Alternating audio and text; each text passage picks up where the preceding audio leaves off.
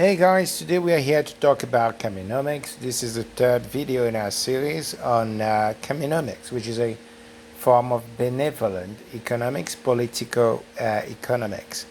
So today we are going to talk about, but before we get started, we're going to say something about sponsors. Go 50/50, which is a social network for sharing the cost of subscriptions. So if you go on Go 50/50, you can save yourself up to 80% on streaming subscriptions like Netflix, YouTube, Spotify. That means you don't have to pick and choose anymore. So how it works is you go on Go 50/50, you find someone to share the cost of a YouTube family plan with, for example. So if you don't want to have all the ads, but you don't want to pay the standard plan price, the individual plan price, which is around £15 or so, then you can just share the cost of a family plan with 4 other people, and your costs come down to roughly £4.50 or so. So you save a bunch, you save quite a lot of money. And that's valid. The same mechanism works for all the other subscriptions on the platform, because you're sharing the cost of a shared plan, then you save a lot of money. So check out go5050.co.uk. I use my promotional code go5050 domo arigato. So that's go5050 GO5050 DOMO ARIGATO domo arigato to save an additional 10% on top of the savings you already made. Okay, wonderful. So today, I was looking at one of the new videos from Richard J. Murphy. He has lots of great videos on YouTube about what we should be doing with regards to economic policies that the government should probably be implementing. One of the great videos he has is actually pensions, because you see, I've only just noticed today his video on pension, where he explains what pension is. Very few people understand pension, and I was so gobsmacked to see him make that video, seeing that he made a video about pensions. In fact, he made that video not long ago. It's hard for me to figure out exactly when. Let me have a look. Right, we won't be looking for that right now, but the point is, he is one of the few people, I'm going to say, in the UK and anywhere else, to be honest, that understand fundamentally that pensions don't work the way that most people think. Meaning, pensions are not about saving today so that tomorrow you're paid something. No, not at all. The way pensions work is that the young people today, meaning the working generation today, effectively work to pay for the pension, for the keeping of the pensioners today. That it's such a concept so far removed from the way we effectively, in practice, administer pensions. Meaning, typically at school, and as you get older, as you grow up, you get told, save today so that tomorrow you will reap the benefits. Right? You're not told, save today so that saving go into some investment today, such that tomorrow someone can use the investment to pay for you. Because that's exactly what's happening.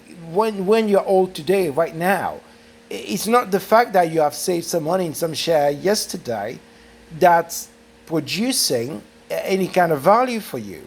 No, not at all. It's the fact that when that money that you saved, when it was saved, if your pension fund invested that in some kind of productive asset, today someone is using that productive asset that was used to that was either used that your money was used for, meaning the asset was created or serviced or maintained or whatever your money was used for that productive asset, that's what someone is using today, meaning the productive asset that your money went towards, that's what they're using today to pay for your upkeep. That's effectively what the pension is. And very few people understand that. So when I saw that video from Richard, I thought, oh wow, he's effectively, lifted the veil on what pension is. In effect, there are very few countries in the world where, first of all, you're told at a young age what a pension is. And I think it would do a world of good if kids were told at a very young age what a pension effectively is, so that they understand, they kind of, get that notion ingrained into them. They internalize the fact that if they're saving for a pension, they should probably ask for their pension fund. Okay, what kind of productive asset are you investing in today, so that tomorrow someone can use it to take care of me? Because that should be how you select the pension fund you're gonna invest in. So if the pension is investing in U.S. assets, Australian assets, and you're living in the U.K., well, you probably want to tell that pension fund, hang on, whoa, wait a second, I live in the U.K.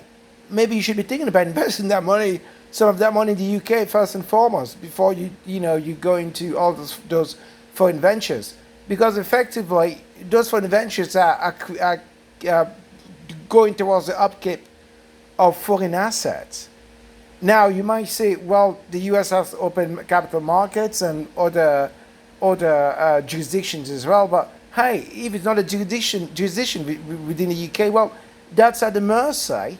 That your money is at the mercy of whoever, at the velleities of whoever's in power at the time. For example, Trump, and we see the problem with that. If you're investing in stock and shares, well, the price can go up and down very rapidly in a very erratic and quite volatile manner. So it's not necessarily a good thing. So well done to Richard for taking the time to explain pensions.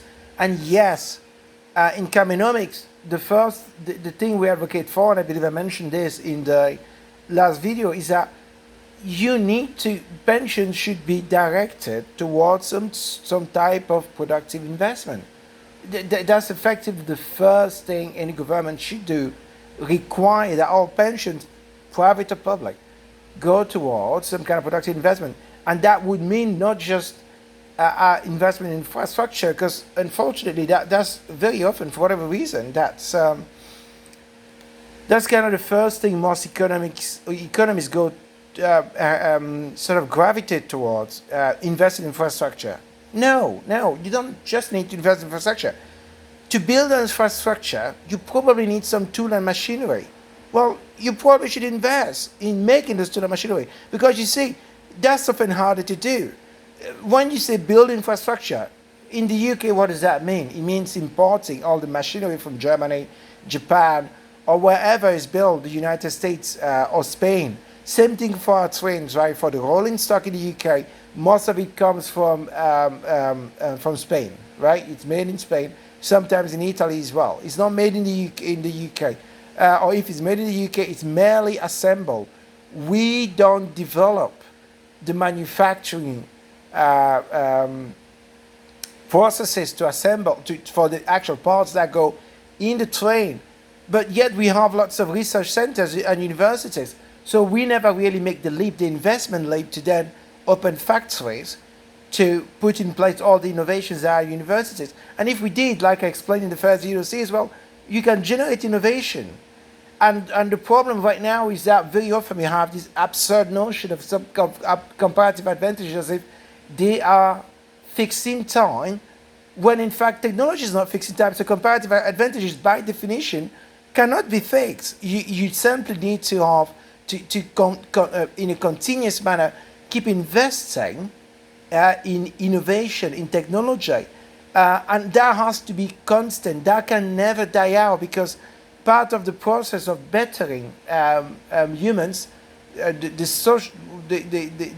social groups, is effectively knowledge transfer.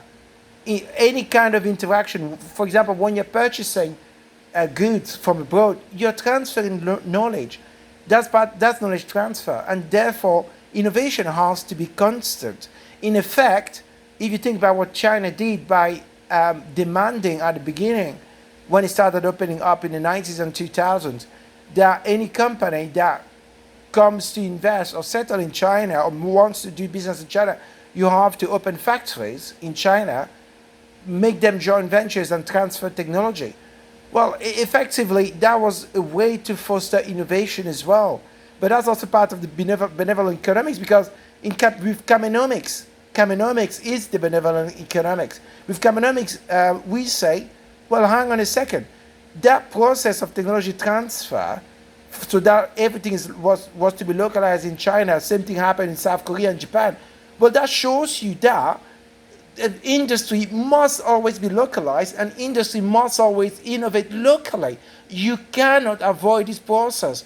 The industrialization, and the fact that industrialization has still not happened in Africa, has set humanity back tens of decades. As I said in the first video, it's the most absurd and unfortunately terrible thing that has happened to humanity, delocalization. Industry should have continued to thrive everywhere, and policies back then should have insisted on the fact that if you're going to go extract things in Africa or operate in Africa, it has to be on the basis of technological transfer, so that people locally can also develop new ways of manufacture, of doing goods. And that doesn't mean that this is where the absurdity came in. The fact that they produce better in China or maybe in Africa, if that had been the case, they had been industrialized, or somewhere else, it doesn't mean that suddenly at home, let's say in the UK, everything should suddenly be imported. No, you could have a process whereby you say, okay, the local companies have to purchase, get the new technologies from elsewhere, maybe under license, maybe under some kind of technology transfer arrangement where they buy the license, etc. But somehow, or they simply invest in innovation. So, by the way, the two are the same, kind of the same thing. Although it is better to invest, but if you license the technology, you're using some of your revenue towards innovation. If you simply decide to develop some form of innovation yourself, again, you're using some of your revenue. But that process means that the government says, well, you must use your revenue for constant technological innovation locally. It doesn't matter what's happening elsewhere. You necessarily need to keep it innovating. Otherwise, you get taxed. If you're just taking that money and giving it back to shareholders, no, that gets taxed at 75% minimum. Okay? So that means that constant need to innovate is there. Now, we can talk about the repercussions, like I talked about in the second video, about how does that in effect affect society, because it has an effect. We see those effects, by the way, in China already, where there's lots of deflation because they've innovated so much in production, in terms of production, they produce too much. And what I argued was actually the fact that we have beggar than neighbor policies today, zero-sum game policies, where we say, okay, if today I have a technological advantage, I'm just going to export any extra capacity, the additional capacity that my local demand cannot absorb, I'm going to export it out. That shouldn't happen. And to prevent that from happening, you can actually just simply use more technological innovation. And what does that mean? As I said in the second video, what you can do is say, okay, well, I can keep minimizing my costs through technological innovation in such a way that I don't actually need to produce that much to make a profit. So you could say, yeah, well, I can have machinery that uses less electricity. Well, already that means that your cost of production is not that high. So already you can become a bit more profitable. Or maybe you change the material. A good example is actually batteries. Right now we are moving to the Chinese, and well, the industry is trying to move towards sodium batteries, right? Sodium-based battery, but as opposed to lithium-based. But that would mean that those batteries, the cost of those batteries is a lot lower, right? So therefore, again, do you necessarily need to produce billions of batteries? Not necessarily. And governments can also intervene. They can say, you don't. We do not want this extra capacity to be exported because it can be politically contentious elsewhere and not cause trade frictions. But more importantly, it might cause a dearth of technological innovation elsewhere. So maybe you can convert your manufacturing capacity into something else. Or maybe you can focus more on technological innovation and license your new innovation to somewhere else so that you keep making money. So there are many ways to remedy to this issue of overproduction with respect to the demand, the capacity of, or the demand capacity or capacity of absorption or demand absorption capacity, local demand absorption capacity. So many ways to remedy to that. But now let's focus on something that Richard was talking about today. He was talking about what is wealth.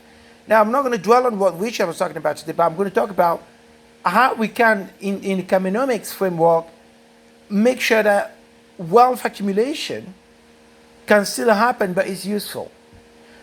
So the way we understand wealth in Kamenomics is that it's effectively the goods that we can produce. So very often there's this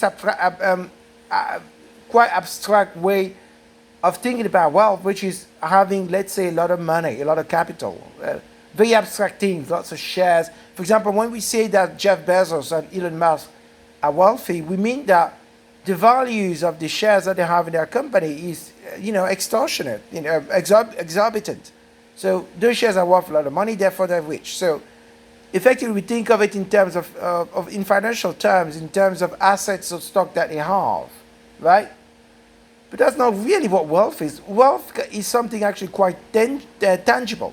It's effectively, especially when you talk about a nation, the wealth truly is the goods that you can acquire, your capacity of being able to acquire goods. Now that can also mean that you can produce those goods.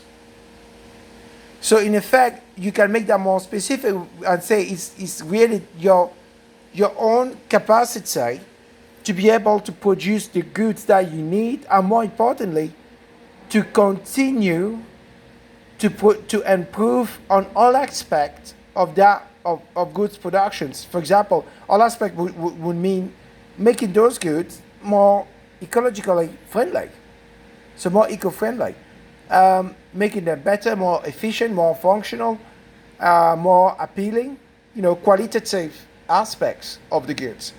So your capacity to produce and improve on all aspects of the goods that you need or you might need, that truly is your wealth, especially your wealth as a nation. Now here's the thing. Most of the wealth from what we consider wealthy people these days, especially in the West, and very often, maybe not so much China, because China really does have a good grip on its wealthy people. But most of what the most of the wealth that's produced in wealthy nations is effectively capital, financial capital aggregation, and that's not a good thing. So how can you remedy to that in Kamenomics? Well, you don't want to deter or prevent or preclude wealth accumulation, but it should be done in such a way that it is fundamentally leading to the production of new assets. So how do you do that? Well, you could say, if you have a company and you want to remove some kind of value from the company, then in that case, any such removal, for example, many big companies, once they make their money in the UK, they then transfer that money through some kind of licensing arrangement with a third-party company, sometimes based in Luxembourg, in Ireland, and say, okay, I have a license agreement with that company, so most of the money I am making in the UK, the revenues I'm generating in the UK, well, actually that's on the license. So the money doesn't belong to me, it belongs to a company in Ireland, so I have to transfer the money, right? It's not my money. So I transfer the money, and suddenly all the wealth is sucked out of the UK. So the government has to say, no, you can't do that. What you can do is set up a branch of that licensing company in the UK, and the money gets transferred there. There's no issue. However, the moment the owners of that company want to withdraw that money for it to go elsewhere or use it in any manner, okay? Because once you have that money is going to be stuck in the bank. So you need to do something with it. So the government will say, well, it has to be productive. So if it's not productive, we tax it 75%. If it's productive, well, you can invest it lots of different ways. So what does that mean? Well, in practice, it will mean that for you as an owner of a company, you're only ever going to get the maximum of 25%. And by the way, the 25% that you get is also going to be taxed in any case because that's income. It will come to you via some form of income, right? So you'll be taxed, and very likely at least around 50 to 75% as well. That's how it should be in Kamenomics. So how do you become truly wealthy? Well, here's the thing: to become truly wealthy, suddenly that 75% that you know is going to be taxed, you tell yourself, well, I better invest most of my money in other forms of productive assets. So you start a race to acquire as many productive assets as possible. But what does that mean? It means that capital starts flowing in the system because of the taxation. You see, in Kamenomics, you have to have a taxation that leads to the outcome you want. The outcome has to be productive in an innovative manner. So companies can invest in continuously innovating in some kind of productive manner. So it could be renewal of the productive capacity, so machinery, etc.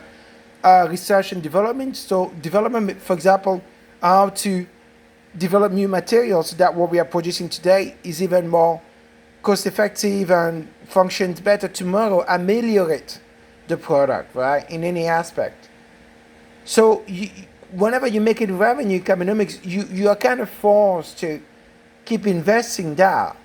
So it makes capital flow, but you can also invest elsewhere. It doesn't have to just be in your company. But again, that makes capital flow elsewhere. So effectively, you start gambling that, okay, if I invest in lots of different things, some of those things are going to pay off. And in aggregate, because I've invested in lots of different things, in aggregate, I am going to become wealthy. You see? You see, this is how you become wealthy in Kamenomics. If you want to capture as much as possible accumulate as much wealth as possible, you have to spread out your existing capital, your existing wealth, in as many different assets as possible. Now, obviously, there can be capital concentration, and we see that in the United States where everybody, all the pension funds, they invest in the, in the Amazons of this world, Tesla of this world, Nvidia of this world. So the value of the stock shoots up, but that's not productive. But it does mean that if you gamble that way, then you're going to make some money, a lot of money, because of incredible capital appreciation, right? And that's not a good thing. So how can we avoid that? Well, you could actually say, hang on a second. To invest in any company, if anyone that already has a lot of capital, invest in a new company or asset class, they cannot own more than a maximum of 10%. And in fact, if any multiple such actors or agents that have vast amount of capital want to invest in some asset class, well, in aggregate, all of them cannot own more than 10%. So what does that do? Well, it means that it doesn't really matter how much of the money that tries to concentrate within the same asset class, because you can never own more than 10%. Well, that 10% is going to keep being diluted as more and more people back into that asset class, right? But it's not going to make the value appreciate or shoot up, because effectively all of you are limited. There's a limited capacity. In effect, the more assets that those wealthy people accumulate within the class, the less the gain, because of that fundamental limitation. So Kamenomics says, well, you have to put a stop to that kind of behavior. So you have to limit the maximum through which such capital can accumulate within one asset class.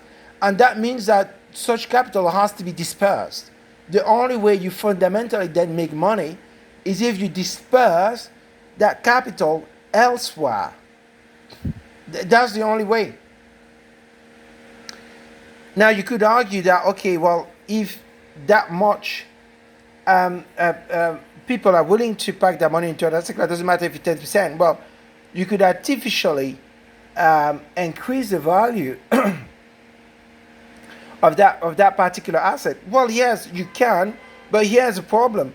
If you live in a society where constant innovation is mandated somehow, and the government is also willing to, as I said in the second video, foster competition, the government says, well, you cannot have, we do not want monopolies, because monopolies are bad for innovation. So it doesn't matter if you're good, we are going to foster competition.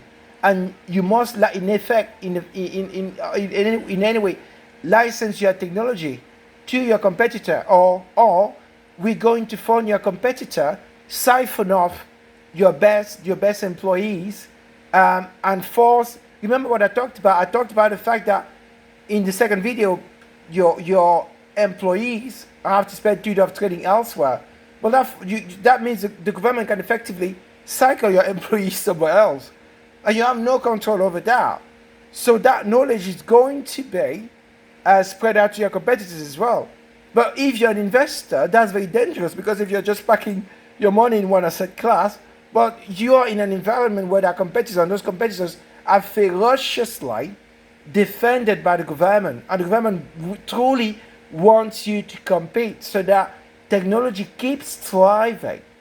Well, in that context, necessarily, you're going to be backing as many actors as possible. You're not going to be packing all your money in one single asset class, which is what's happening today. So in effect, that's what Kamenomics is. It's politico-economical science. You cannot divorce the two. You cannot divorce the economical from the political.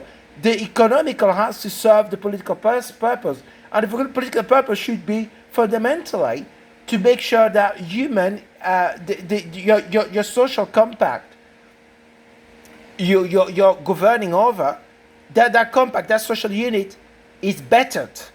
And to better that social unit, necessarily you have to invest in productive assets. And for those productive assets to be maintained, you need to invest in technology and have lots of mechanisms to ensure that continues.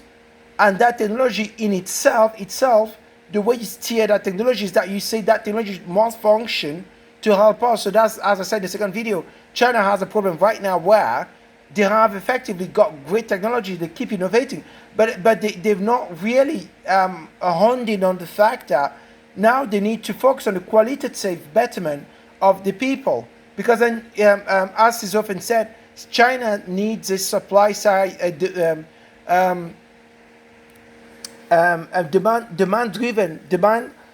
side economy where you make credits, capital available for the customer, and the customer demand drives what you need to do.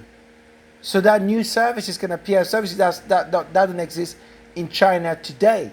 Because the consumer can say, well, I'm going to spend on this, and that. So as a technology, you have to evolve towards that. So consumers, if they have the means, they will typically go for better quality meat, better quality everything, recycled goods, etc., long-lasting goods that are not harmful to the environment. Consumers, if they have the means, they'll favor that. So now China has to make those means available for its people so that they stop saving, and that so that its technology can start adapting in a qualitative in a qualitative sense to its people. So new jobs will emerge. So and the manufacturing won't suffer. If anything, that will actually spur new types of technology. So effectively, there has to be a very strong veneer of political policies to steer industry and capital allocation to where it should go. But that does not prevent in any way or preclude investors from getting wealthier and wealthier. Absolutely not. but it means that it means that capital flows within Kamenomics. Capital always has to flow, and it has to flow towards productive forces. So this is what I wanted to say about wealth as a reply, as a response to Richard J. Murphy, as he's also starting a series of wealth. So I just wanted to explain wealth within the concept of Kamenomics, and more specifically wealth accumulation, wealth aggregation, wealth capture, and how that is still possible, but in a positive manner.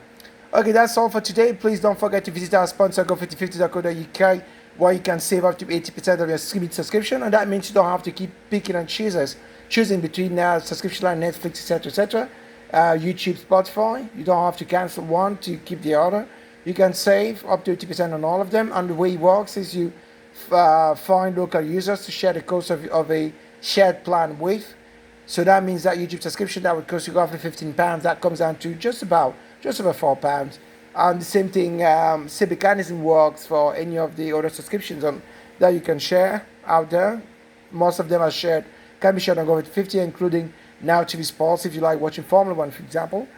So don't forget to check out our sponsors, go5050.co.uk, that's go5050.co.uk, and use my promotional code, Domo Arigato.